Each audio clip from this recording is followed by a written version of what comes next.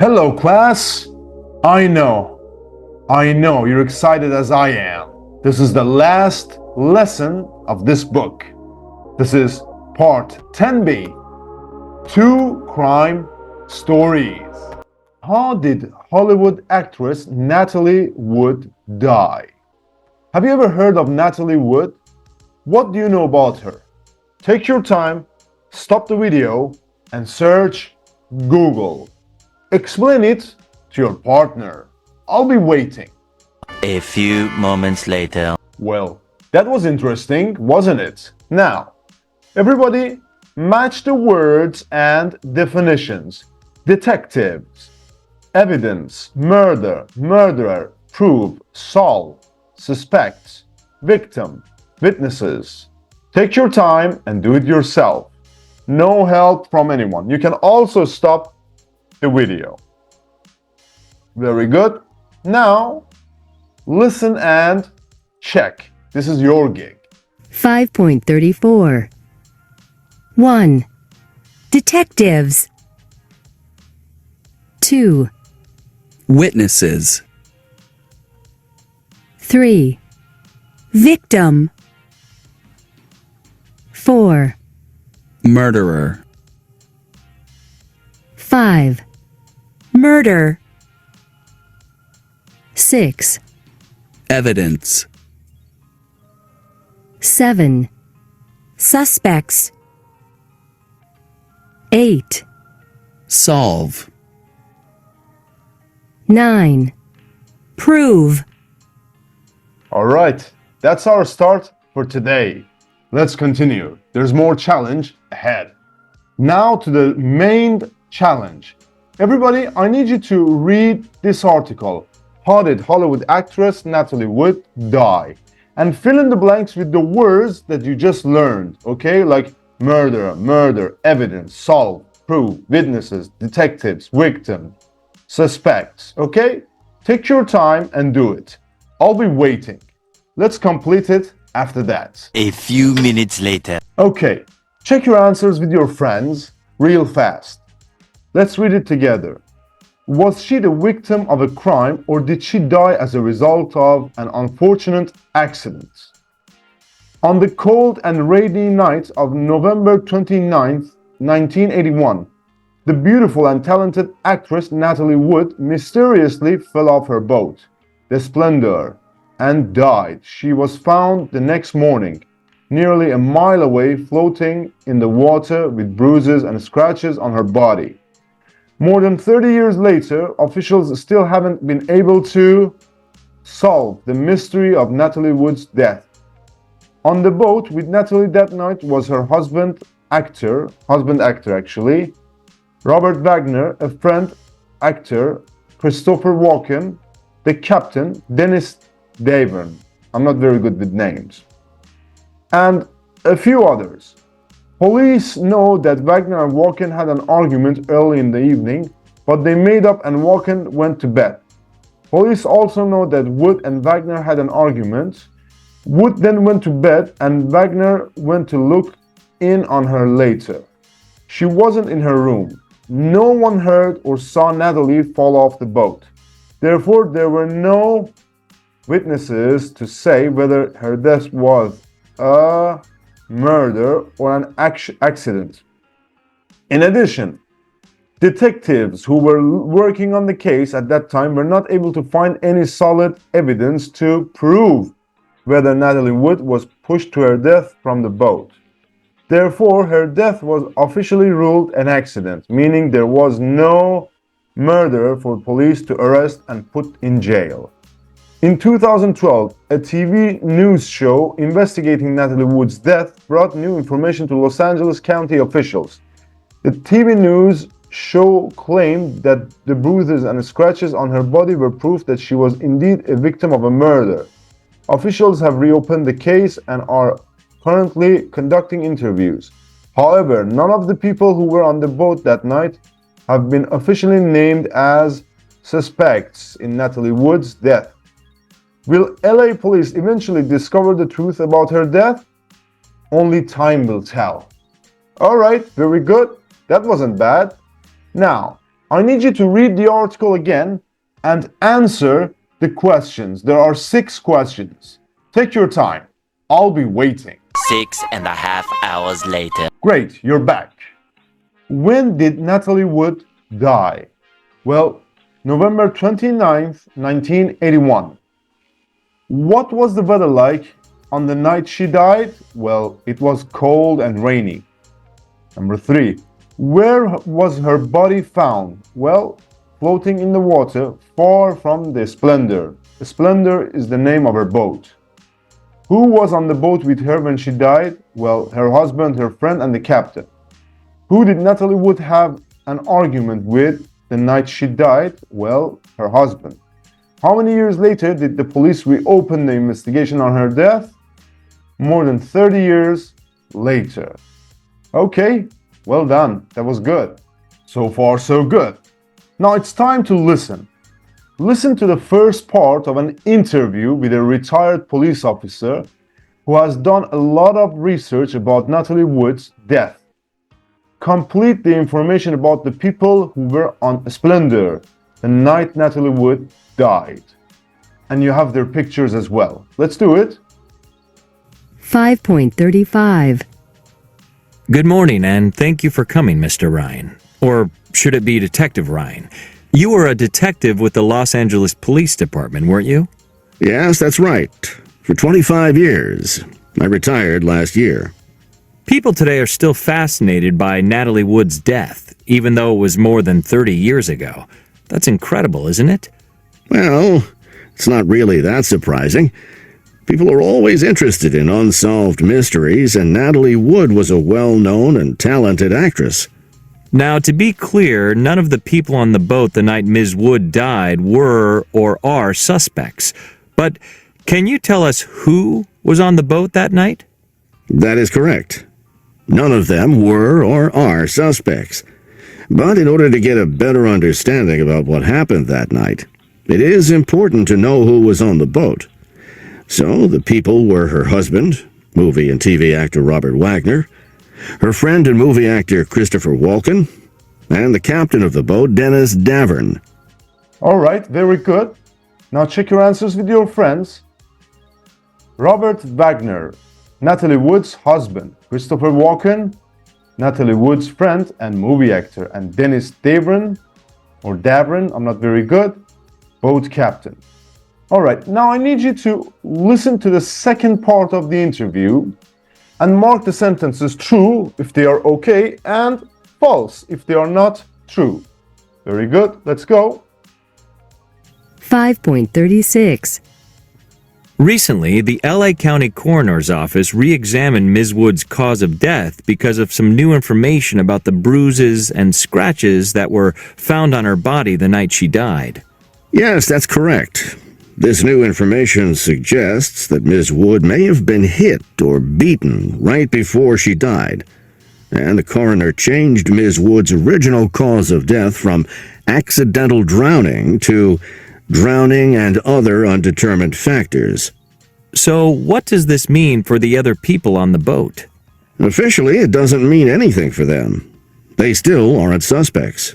And you don't think they're suspects, do you? No, I don't. I don't think any of them can be considered suspects without some kind of convincing evidence. Well, what about Robert Wagner? There are reports that he was jealous of his wife's friendship with Mr. Walken. Well, yes.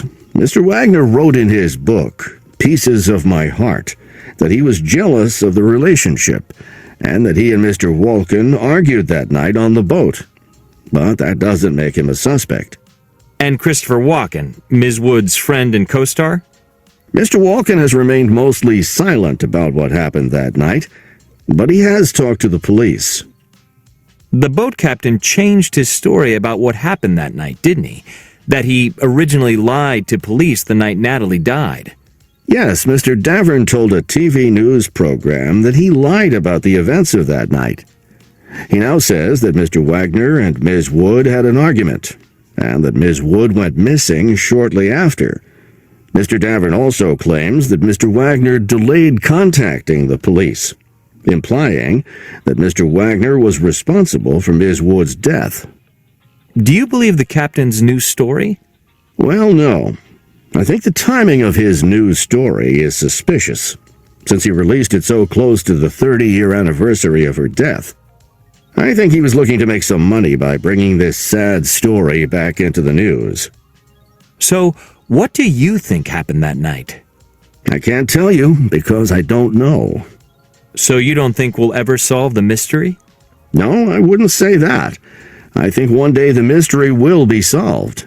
Some new evidence will appear, and we'll be able to say that Natalie Wood's mysterious death is finally solved. But right now, it's still a mystery, and people like a good mystery. Right, very good. That wasn't bad. I need you to check your answers with your friends. So, number one, it says it's possible that Ms. Wood was hit before she fell into the water. Well, it's true. The LA County Coroner's Office recently changed Natalie Wood's cause of death because of new evidence found on the boat. False. New evidence found on her body. Ms. Wood was jealous of Mr. Wagner and Mr. Walken's friendship. False. Mr. Wagner was jealous of Ms. Wood and Mr. Walken's friendship. So it's the other way around. Mr. Wagner wrote about his wife's death in a book. True. Ms. Wood and Mr. Walken acted in a movie together. It's true. Mr. Walken had spoken to many people about the night of November 29th, 1981. False. Mr. Walken hasn't spoken to many people about the night. Number 7. The boat captain and Mr. Walken had an argument the night Ms. Wood died. False. Mr. Wagner and Mr. Walken had an argument. And the boat captain says he didn't tell the truth in 1981. True. The detective doesn't want to say how Ms. Wood died. True. He doesn't think the mystery will ever be solved. False. He thinks it will be solved one day. Alright, I have a question for you. Do you know any famous unsolved crimes in your country that people haven't been able to find the culprit or the murderer? Speak about them to your friend. Explain them. Google them together. And that's all there is to it with the listening part. Today's grammar part is very funny. Tag questions. First, listen and fill in the blanks. Let's do it together. 5.37. 1, You were a detective with the Los Angeles Police Department, weren't you? 2, That's incredible, isn't it? 3, And you don't think they're suspects, do you? 4, The boat captain changed his story about what happened that night, didn't he? And we call these the tag questions. But follow me for more detail. My smart friends, listen. 5.38. It's cold today, isn't it? She isn't here today, is she? You're Peruvian, aren't you? You aren't angry, are you? They live in Ankara, don't they? They don't like pizza, do they? The game ends at 8 o'clock, doesn't it? Lucy doesn't eat meat, does she? Your sister worked in the U.S., didn't she? You didn't like the movie, did you? We've met before, haven't we? Mike hasn't been to Beijing before, has he? You'll be okay, won't you? You won't tell anyone, will you? You'd go on vacation with me, wouldn't you? Sue wouldn't quit her job, would she? All right, very good. So we call them tag questions. We have affirmative verb, negative tag. Negative verb, affirmative tag. All right, so the game is simple. It's like a battery. One side is the plus, one side is the negative, or vice versa. Let me give you more explanation. Tag questions like isn't he, aren't they, do you, did we, etc. are often used to check something you already think is true. Your name is Maria, isn't it? Right? So look, this part is positive, the next part is negative. To form a tag question, okay, this is the format. So you come up with one part which is positive and the tag is going to be negative. Or you come up with a negative sentence and the tag is going to be positive. As I told you, the battery rule. Okay? Now, in the next part, as I told you, this is the format. The correct auxiliary verb, do, does, be for the present, did for the past, will, won't for the future. A pronoun and a negative auxiliary verb if the sentence is affirmative, and an affirmative auxiliary verb if the sentence is negative. Teacher, yes, these words are very boring. I know. Okay, just remember that battery rule that I told you. For example, it's cold today, isn't it? Yeah? But enough with this grammar chit chat. Let's get down to business. Let's use this structure, yeah? Let's practice together. My smart friends, as always, I have 2 sets of exercises for you. All right? So the first one, match the phrases. Match. You know that man. Gee, don't you? And next one, complete with a tag question. Are you, isn't it, etc. You know the whole list. If you don't, you can rewind and check it again. Your name's Jack, isn't it? You see the battery rule. One part is plus and one part is negative. All right? Or vice versa. As always, take your time, stop the video and do it yourself. No help from anyone. Test yourself. You're the one. And now, if you have done it, check your answers with your friends. Okay? Let's do it together. You're going out with him. All right? Aren't you? Okay? You haven't told your family about him. E. Have you? You met him last month, didn't you?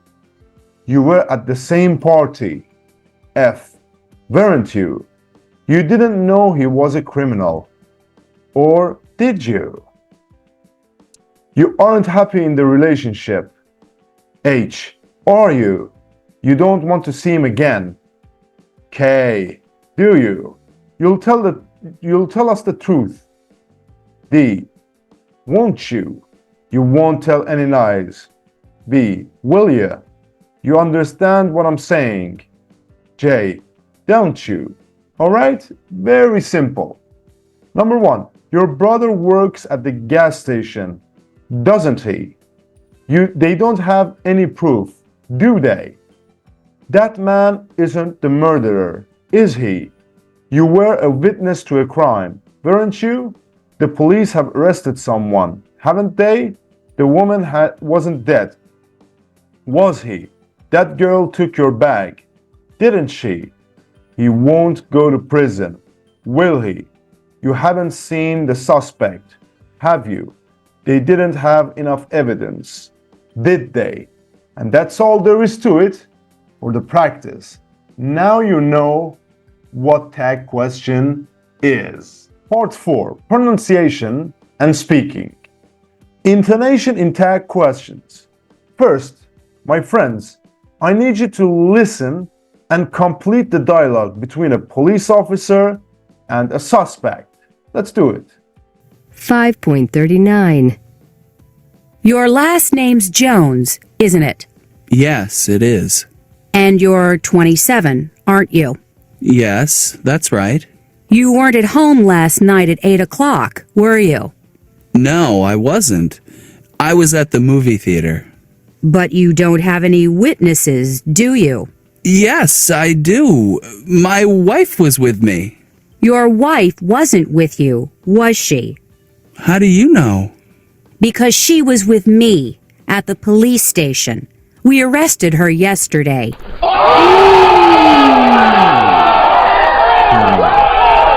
All right, very good. Now, I need you to listen and repeat because we're going to speak after that. Let's do it. 5.40. 1, Your last name's Jones, isn't it? 2, And you're 27, aren't you?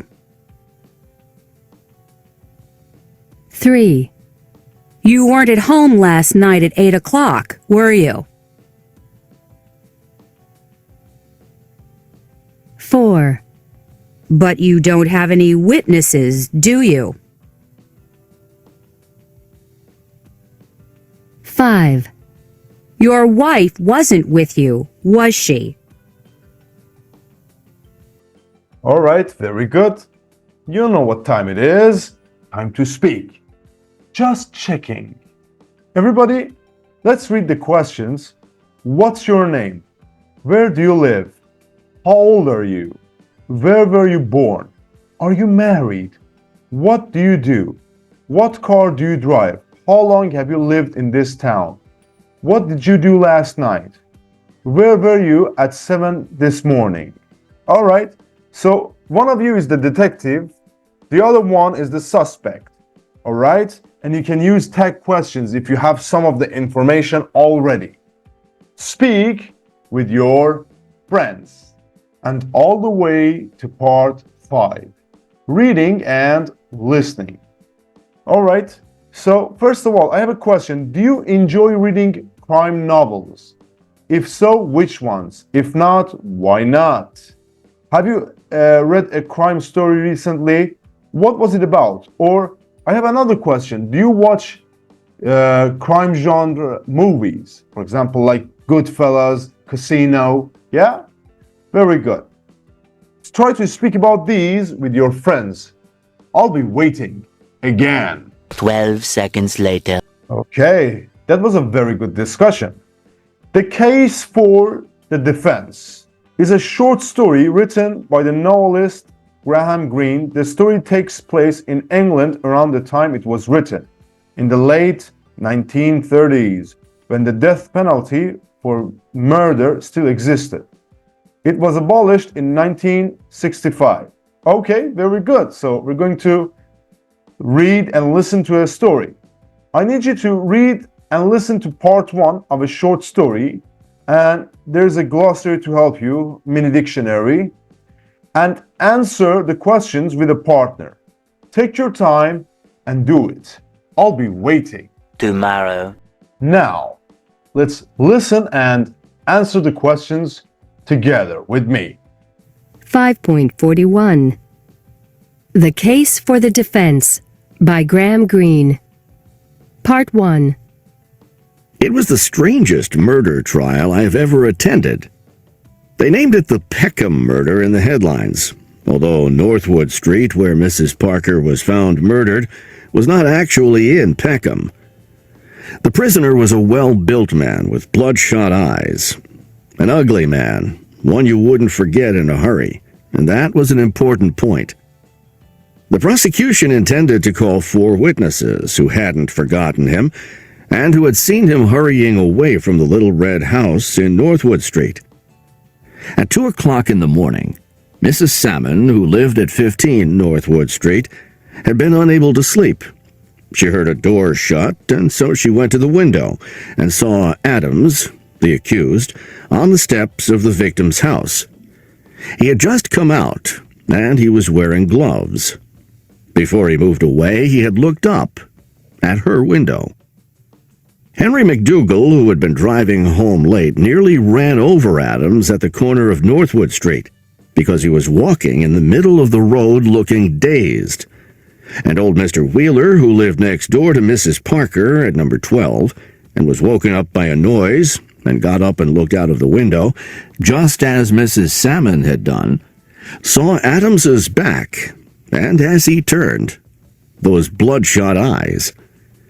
In Laurel Avenue, he had been seen by yet another witness. All right, very good. So, where did the murder take place?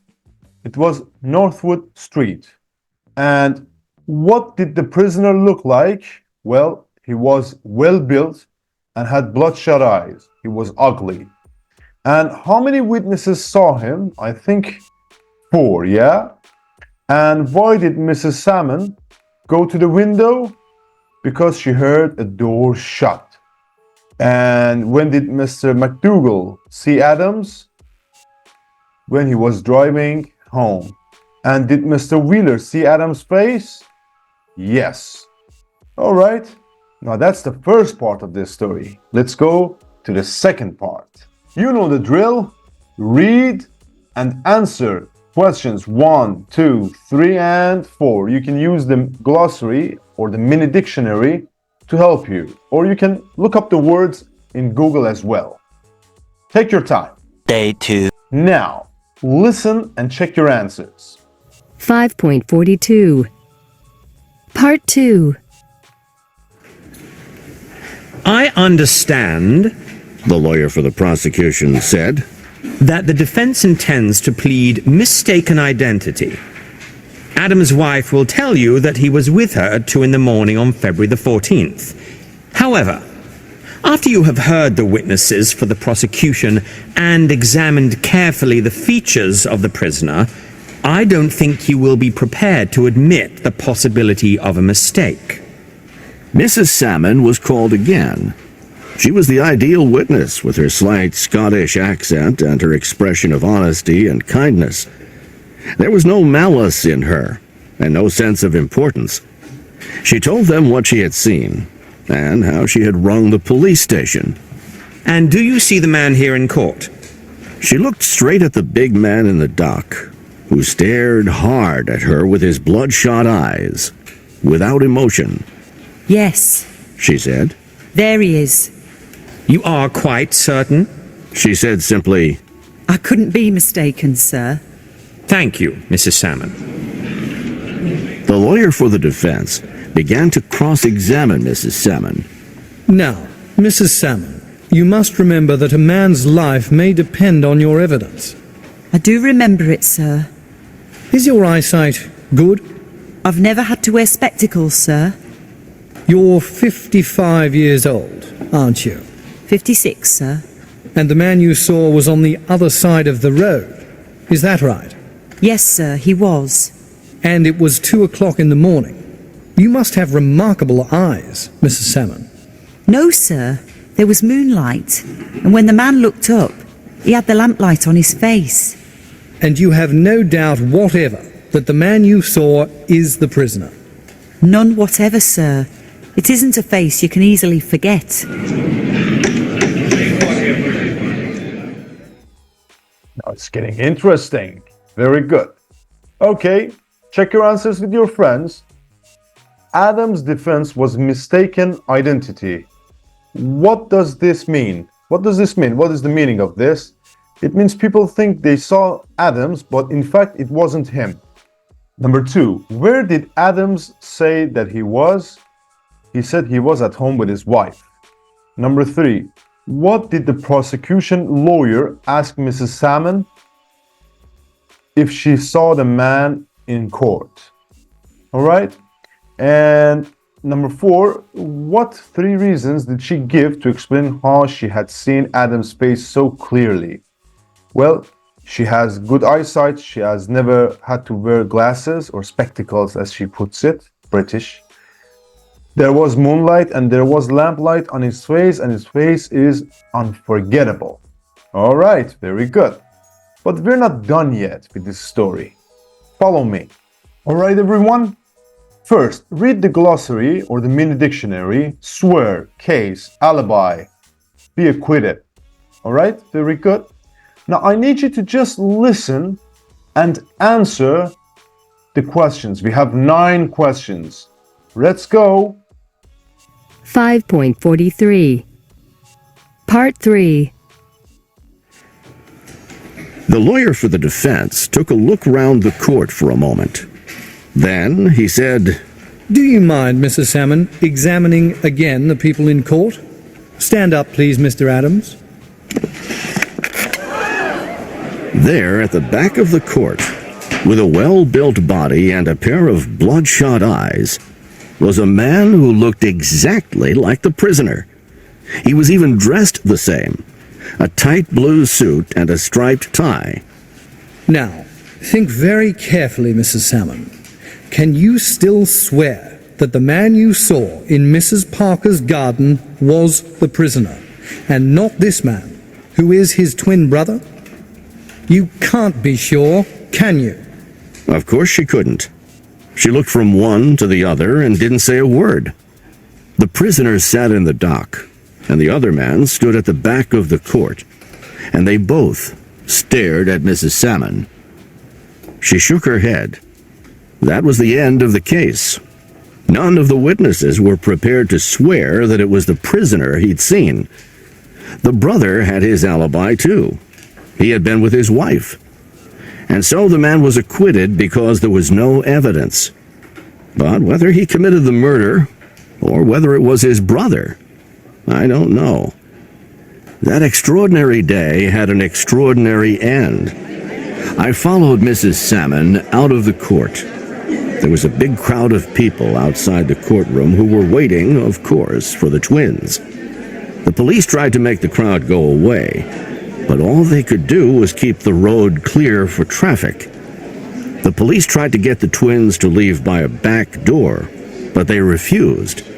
One of them, no one knew which, said, Why by the back door? I've been acquitted, haven't I? And they walked out of the front entrance. Then it happened. I don't know how, though I was only 6 feet away. The crowd moved, and somehow, one of the twins was pushed onto the road right in front of a bus. He gave a scream, and that was all. He was dead. His brother looked straight at Mrs. Salmon. He was crying, but whether he was the murderer or the innocent man, nobody will ever know. But if you were Mrs. Salmon, could you sleep at night?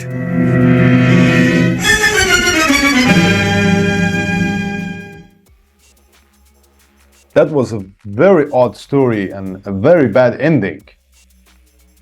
Who was the man at the back of the court? Mr. Adams' twin brother. How was he dressed? He was wearing a tight blue suit and a striped tie, exactly the same as his brother. What did the defense lawyer say to Mrs. Salmon? He asked Mrs. Salmon if she could still swear that the man she saw in Mr. Parker's garden was the prisoner and not his twin brother. All right, and what was the man's alibi? That he had been with his wife. All right, and why was the man acquitted? Because none of the witnesses were prepared to swear that it was the prisoner they had seen. And why was there a big crowd outside the court? They were waiting to see the twins. And why did the brothers refuse to leave by the back entrance? Because the accused twin said that they had been acquitted. They are not guilty. They thought that they were innocent. All right. And what happened to one of the brothers? He was accidentally pushed in front of a bus and run over. Oh. And why does the writer ask the question at the end, if you were Miss Salmon, could you sleep at night? Because the surviving twin brother might want revenge, especially if he was the murderer.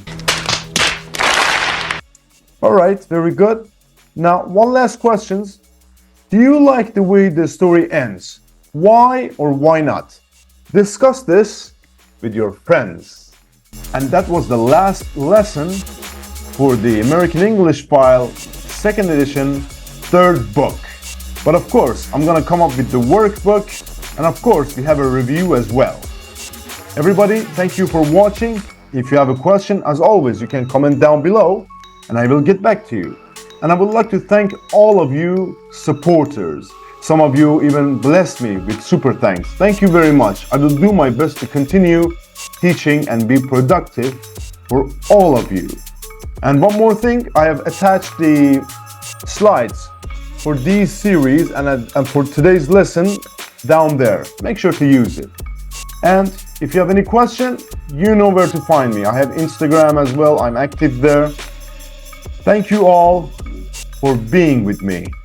I'm reaching, I think about 6,000 subscribers tonight. And that really lights my heart. Thank you for all the support. I promise you, as long as I live, I will be positive and I will teach you. Until then.